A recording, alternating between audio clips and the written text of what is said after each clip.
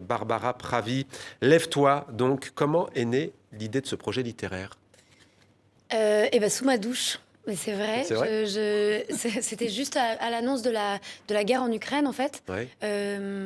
Avec tout ce qui s'était passé avec le Covid, l'ambiance générale, j'ai Mm. commencé à ressentir vraiment une espèce de trop-plein, Ouais. de beaucoup de sentiments assez négatifs, de haine, de rejet de l'autre, etc. Puis je prenais ma douche et j'ai eu des mots qui étaient donc lève-toi foule, ne regarde pas le monde qui s'écroule. C'est venu assez automatiquement. Et en sortant de ma douche, bien sûr, je les ai écrits. Mm. Et en fait, c'est devenu un très long poème que j'ai mis ensuite en musique et que j'ai fini par illustrer. Et voilà, c'était un espèce de geste assez instinctif. C'est la première fois que j'avais quelque chose comme ça, parce que même quand j'écris des chansons, je les retravaille beaucoup, beaucoup, beaucoup. Mm. Ce texte-là, il est arrivé assez religieusement presque. Ouais. Un manifeste pour la liberté, pour l'amour, c'est universel. Levons nos voix, crions pour celles qui ne peuvent pas, crions pour celles qui ne peuvent plus, pour celles qu'on n'a jamais entendues, qui sont mortes mais qui ont bien vécu. Continuons leur combat, leurs idées. Honorons le sang qu'elles ont versé au nom d'une seule vérité, liberté. Des vers qui font écho à l'actualité. On sait que vous avez des racines avec l'Iran. Vous adressez notamment là aux femmes iraniennes. Bah, finalement, oui. Il se trouve que le texte a été écrit avant que C'était un peu prémonitoire. j'espère pas. J'espère que c'est pas moi qui ai appelé cette. Ouais. Cela dit, c'est pas un désastre. Au contraire, je pense que évidemment, quand on est sur place, il y a des gens qui meurent. C'est absolument atroce.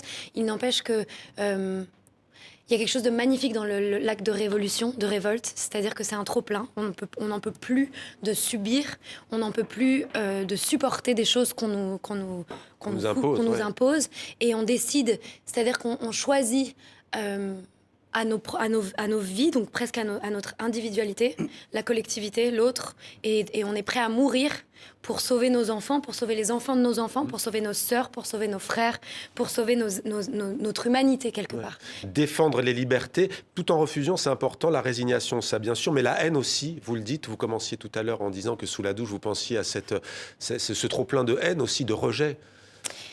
En fait, je crois qu'on vit dans une époque assez particulière. Enfin, j'ai l'impression qu'on n'a plus vraiment le sens. Enfin, je vois de moins en moins de lumière, d'humanité dans les autres. Il y a beaucoup de. Je ressens un espèce de profond repli sur soi. Et moi, j'ai toujours vécu avec les autres. J'aime les autres. Mes parents m'ont élevée. J'ai toutes les religions dans ma famille. J'ai beaucoup d'origines différentes. J'ai 4 origines différentes. Et pourtant, je suis née en France. Enfin, donc moi, j'ai vraiment. Notamment serbe, iranienne, juive algérienne. Exactement, juive algérienne et juive polonaise. Donc ça en fait quand même pas Ashkénaze mal. et séfarade. Exactement. Donc ça fait un sacré mélange. C'est deux espèces différentes. Totalement différentes. Et c'est vraiment ça, c'est des espèces différentes. Et pourtant, ça cohabite absolument parfaitement et dans ma famille, et à l'intérieur de moi, et dans mes rapports humains. Et donc, voilà, moi je crois qu'il y a des choses qui sont plus grandes et plus profondes que les religions, que les distinctions. Et c'est l'humanité qu'on porte, et j'en suis mais tellement persuadée. Voilà. Et un texte fédérateur, donc traduit en arabe par Aref El Haïdari et préfacé par l'écrivaine Houria Asmahan. Pourquoi traduit en arabe? Eh bien, traduit en arabe parce que, justement, j'ai demandé à Houria de faire la préface, parce que c'est une autrice que j'admire énormément, elle est marocaine, et j'ai chanté les premiers vers du poème, je les ai chantés avec Emel Matlouti, qui est une artiste tunisienne, et je me suis dit comment faire pour réunir un petit peu toutes ces origines, pour faire en sorte qu'elles aient un tronc commun. Et je trouvais ça dommage de le traduire en farsi, parce que c'est trop fermé. Et comme j'ai des origines algériennes, enfin juive algérienne de par ma grand-mère, que j'ai travaillé avec Emel, que j'ai travaillé avec Houria, je me suis dit c'était logique de le traduire dans une langue qui est la langue de la Révolution, en fait, c'est l'arabe. Et la langue de la Révolution, on découvre Barbara Pravi, poétesse, donc Lève-toi. Peut-être juste Fera Talani, une réaction. Vous connaissiez Barbara Pravi, bien sûr, deuxième à l'Eurovision. Il y a Deda aussi, je crois. Je vous entendais discuter avec Barbara Pravi, qui veut dire Deda.